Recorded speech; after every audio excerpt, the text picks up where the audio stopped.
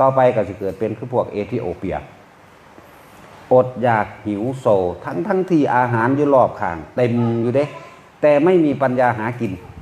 เข้าใจบ่นี่บ่มีปัญญาหากินเด้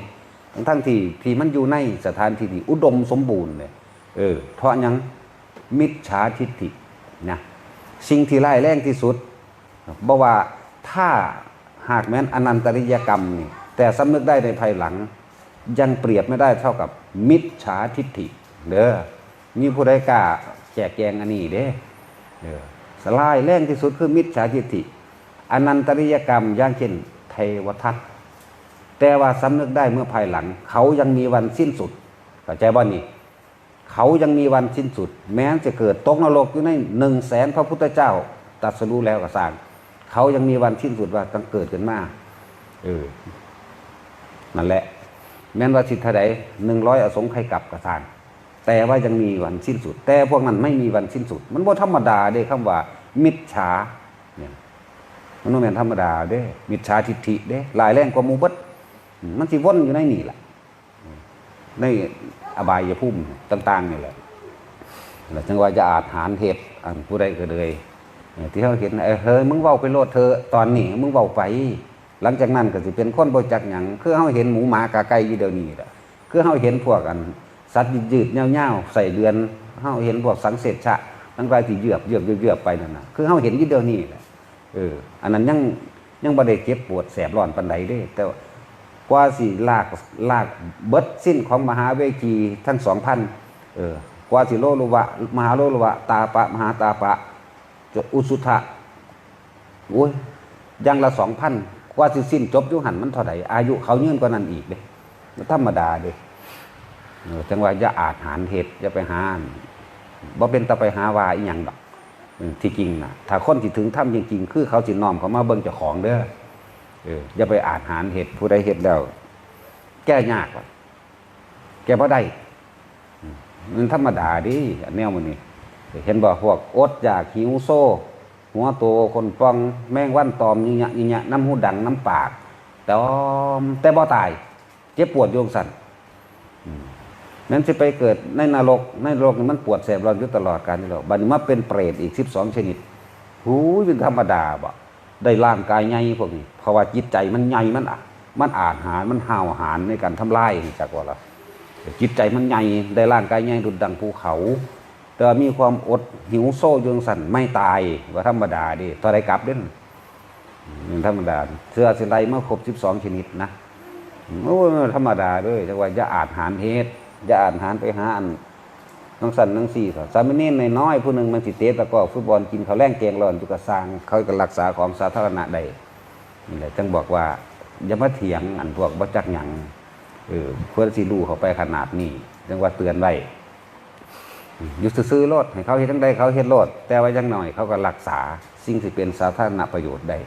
มันทั้งมีดอกบุคคลผู้มีปัญญาเขามาฟื้นฟูในศาสนสถานของวัตถุที่เขารักษาไว้ได้มาเผยแผ่ธรรมะนั่นน่ะมันทั้งมีอย่าลืมว่าต้นไม้ต้นหนึ่งนั่นน่ะมันเคยให้ความเขียวชอุ่มมันเคยเป็นงาไม้ลมไม้ใบบังแสงแดดให้คนใดแม้จะเป็นกิ่งเล็กๆแต่ว่ามันก็ทำให้ความหนาทึบเกิดขึ้นได้เด้เขายังมีอยู่แต่ว่าเขาบ่ได้ออกมากออกผลซื่อแล้วก็แห้งเหี่ยวตายไปเขาก็ยังไกลกว่าพวกคนบ่ฮู้จักหยังอยู่ดิบ่ธรรมดาเด้คือแม้นว่ากบินภิกษุนี่สิเฮ็ดเป็นสังฆเพศก็แล้วแต่เรายังมีวันสิ้นสุดแล้วสิ้นสุดอยู่เร็วๆนี่แล้วสิ้นสุดอยู่ในศาสนาพระสิริยะนี่นะแสดงว่าเล่า1พุทธันดรขามาเราตกนรกแต่สมัยพระพุทธกัสสปะแล้วก็มาสมัยของพระพุทธเจ้าโคดมเฮานี่แล้วก็มาเกิดเป็นปลาทองแล้วก็เอาหัวฟาดเลือดบัวปากเหม็นน่ะปลาทองปากเน่านั่นน่ะลงไปตายลงไปนรกตอนนี้อยู่ในนรกแล้วเพิ่นสิไปพูดเป็นคนตอนพุ่นนะอย่าลืมว่าเขายังมีความไกลอยู่เด้พวกเฮาเด้เป็นจังซั่นแหละ รักษาดูแลผลประโยชน์ของอันเป็นสาธารณกุศลยิ่งเป็นสาธารณกุศลอันทำให้บุคคลทั้งหลายเข้าสู่พระนิพพานได้ยิ่งมีประโยชน์มากจากว่าอย่างสั้นครับแต่ว่าเนี่ยไปทำลายสิ่งที่เป็นสาธารณกุศลซึ่งเป็นแนวทางการนำบุคคลให้สู่มหาวิจิตรมันบ่เป็นธรรมดาดิเป็นบางทีเฮา สมัยพระพุทธเจ้าไปบิณฑบาตเขาสร้างเห็นบ่เอาหนามไปโพะทางเพิ่นเอาขี่ไปท่าเอาขี่ไปฟาดใส่นั่นขนาดนั้นเด้นั่งมาคันธิยะจ้างคนไปไล่นั่นแหละเรื่องสั้นจ้างคนไปไล่ในสุดท้ายแล้วมันก็ขึ้นมาหาเจ้าของจากที่เคยถือกันพอจะสำเร็จแล้วนี่ก็มาพิดกันเองเด้นี่มันเป็นจังสั้นคือเฮาเห็นอยู่เดียวนี่ล่ะพวกเดียวกันขากันเองเห็นบ่ล่ะนั่นเป็นเรื่องของอกุศลกรรมที่เหนือสิ่งทั้งปวงที่เปลี่ยนแปลงได้เด้บ่เป็นธรรมดาเด้พระพุทธเจ้าเฮาเฮ็ดได้ให้กับอาชาติศัตรูได้เพียงนิกทันเหทันกรรมลดหย่อนผ่อนผันให้เบาบางซื่อๆได้นั่นถ้าบ่ลดหย่อนผ่อนผันว่าเจ้าต้องอยู่กับสิ่งนี้อยู่กับท่านเด้ออยู่กับการดูแลมหาชนเด้อนี่เฮ็ดกับสาธารณะเด้บ่ซั่นเจ้าสิทอกันได้กับเทวทัตนี่เพิ่นยังลดลงมาเท่าใดตกนรกอยู่ 10,000 พระพุทธเจ้าบ่ซั่นก็100,000เที่ยวทอกันเห็นบ่แต่เขาเป็นกลับใจได้เห็นบ่นี่เป็นอนันตริยกรรมจริงแต่กลับใจได้ยังมีวันพ้นแต่มิจฉาทิฏฐิกลับใจไม่ได้ไม่มีวันพ้นมันว่าธรรมดาอะไรเห็นแล้วก็น่าสลดใจเฮาเบิ่งด้วยความสลดใจนะเบิ่งนี่ตะกี้มันเฮ็ดแบบนั้นมันเป็นเพื่องประกอบกันขึ้นมาทันทีเด้มันแปลกอยู่เด้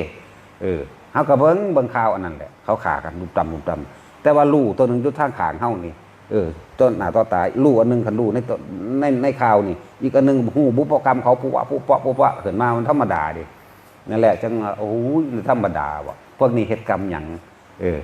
มันก็พุทธขึ้นมาทันทีเลยไหลลึดขึ้นเลยจังว่าแม่นธรรมดาเด้ออย่าอาจหารเฮ็ดหลายในจังซั่นเขาบ่ได้ไปตีไปฆ่าไผได้ล่ะเนาะเขาบ่ได้ไปทำลายไผได้หมู่นี่นี่คือเว้าเรื่องมิจฉาทิฏฐิมีเหตุร้ายแรงยิ่งกว่าอนันตริยกรรมซึ่งอนันตริยกรรมนั้นมีการสำนึกได้เมื่อภายหลังคือเทวทัตเห็นบ่บัดสุดท้ายเราสำนึกได้แล้วเงยข้างขึ้นถวายกระดูกข้างพระพุทธเจ้าขอสำนึก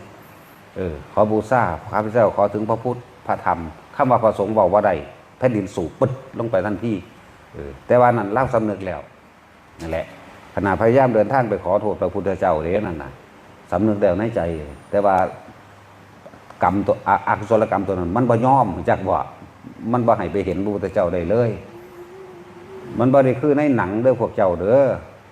พวกเจ้าเห็นในหนังกันน่ะอันในหนังพระพุทธเจ้ามันบ่แม่นแบบนั้นเด้ของจริงมันอีกแบบนึงเด้อ